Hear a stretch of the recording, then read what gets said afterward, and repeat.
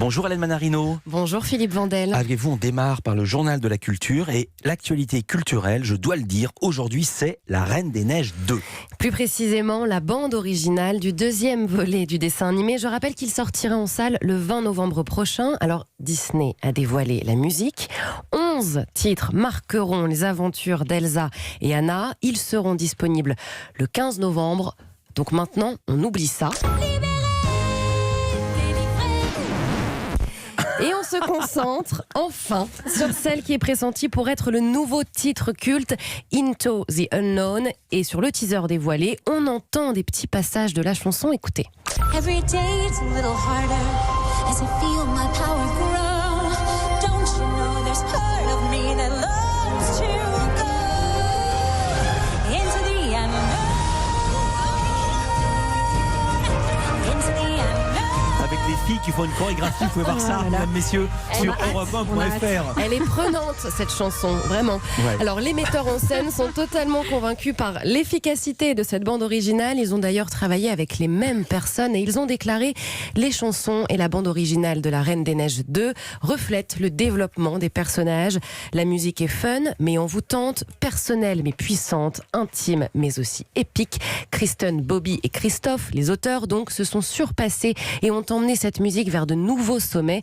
On espère, car on risque d'entendre tout ça pour les 5 prochaines années. Tout à fait autre chose, on connaît désormais la sélection du prix Goncourt. Dévoilé hier par Bernard Pivot qui préside le jury, 9 écrivains sont encore en lice pour le plus prestigieux prix littéraire du monde francophone.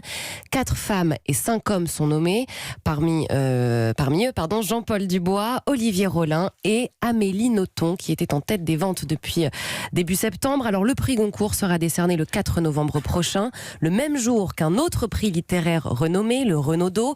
À noter que Yann Moix, longtemps pressenti avec Orléans, a été écarté de la sélection en raison de la polémique familiale et les différentes révélations. Sur ses écrits de jeunesse.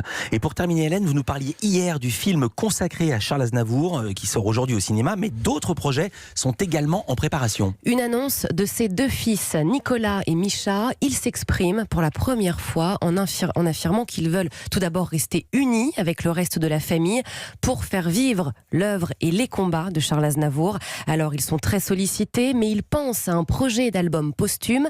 Il y aurait 5 ou 6 chansons inédites. Ils vont ouvrir en 2021 le centre culturel Charles Aznavour. Ce sera le premier institut français en Arménie avec une salle de concert de 200 places, un studio d'enregistrement, une médiathèque, des salles de cours de français. Et ce centre culturel comportera aussi un musée. Il y aura 10 salles, chacune pour une période et une chanson, détaille Nicolas Aznavour. Voilà, ils ont beaucoup d'objets, costumes de scène, disques d'or, lettres jamais montrées de Piaf, Sinatra, Trenet, Truffaut, même une petite cuillère donnée par sa sœur et 32 000 photos. Une grande exposition itinérante en France est également en préparation. Je pense que le clou de l'expo, c'est la petite cuillère. À tout à l'heure, Hélène aussi. Manarino, À tout à pour votre portrait inattendu de Bernard Werber. Un petit peu de musique.